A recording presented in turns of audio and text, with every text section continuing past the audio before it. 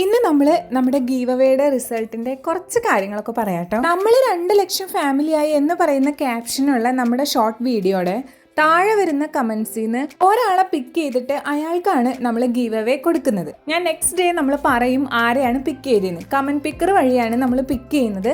അപ്പോൾ ആളുടെ ID ഞാൻ മെൻഷൻ ചെയ്ത് പറഞ്ഞതിന് ശേഷം 3 ഡേയ്സിനുള്ളിൽ എന്നെ മെയിൽ വഴിയോ അല്ലെങ്കിൽ ഇൻസ്റ്റഗ്രാം മെസ്സേജ് ത്രൂവോ കോൺടാക്ട് ചെയ്യണം. അങ്ങനെ കോൺടാക്ട് ചെയ്ത് നിങ്ങളുടെ അഡ്രസ്സ് തരുവാണെങ്കിൽ ഞാൻ നമ്മുടെ ഗീവ് അവേ ഗിഫ്റ്റ് നിങ്ങൾക്ക് അയച്ചു തരും. ഇനി 3 ദിവസത്തിനുള്ളിൽ എന്നെ കോൺടാക്ട് ചെയ്തില്ലെങ്കിൽ നമ്മൾ ആ ആളെ മാറ്റിയിട്ട് വേറൊരാളുടെ പേര് പറയുന്നതായിരിക്കും കേട്ടോ. അപ്പം ഞാൻ പറഞ്ഞ കാര്യം നിങ്ങൾക്ക് ക്ലിയർ ആയെന്ന് ഞാൻ വിചാരിക്കുന്നു. നമ്മുടെ മെയിൽ ID യും അതേപോലെ തന്നെ ഇൻസ്റ്റ ID യും എൻ്റെ ബയോയിൽ കൊടുത്തിട്ടുണ്ട്.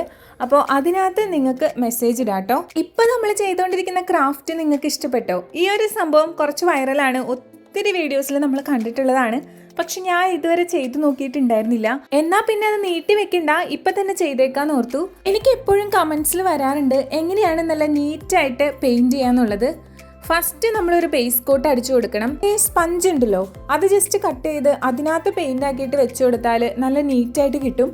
ഇനി അതിൻ്റെ മേലെയാണ് നമ്മൾ ബ്രഷ് വെച്ച് പെയിൻറ് ചെയ്യേണ്ടത്. അപ്പോൾ നമ്മുടെ ഗ്ലാസ് ജാറിൻ്റെ പെയിൻറ്റിങ് ഇവിടെ കഴിഞ്ഞിട്ടുണ്ട്. ഈ ഒരു ഡെക്കോർ നിങ്ങൾക്ക് ഇഷ്ടപ്പെട്ടെങ്കിൽ കമൻറ്റ് ചെയ്യണേ.